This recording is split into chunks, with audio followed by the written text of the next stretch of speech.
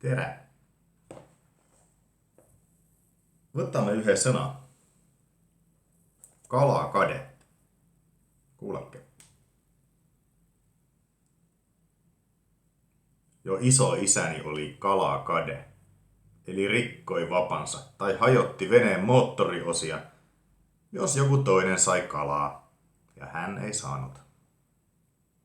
Riitti, kun joku naapuri nosteli hieman kalakassia ja vavat alkoivat lennellä.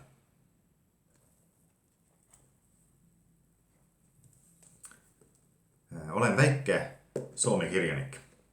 Yhden raamattukaa kirjanik Suomemaalla. Eestis tuntaksemint oluliselt paremini.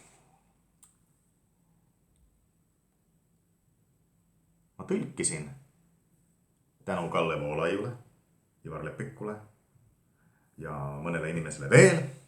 Tõlkisin selle ise eesti keelde. Kalakade. Juba mu vanaisa oli kalakade, kes kukkus kohe õnge ritva lõhkuma või paadimootorit lammutama, kui keegi kala sai temaga mitte.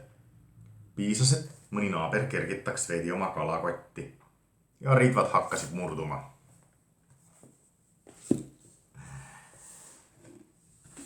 Kalakade. Nii et soomlased on ka kadedad. On küll, on küll. Miks ma võtsin selle kannu kätte? Kade. Kade. Ma ei tea, kui hästi see kostab, aga see on heliline. Kade. Kade. Kade. Kade. Kade. Kade. Kade. Kade.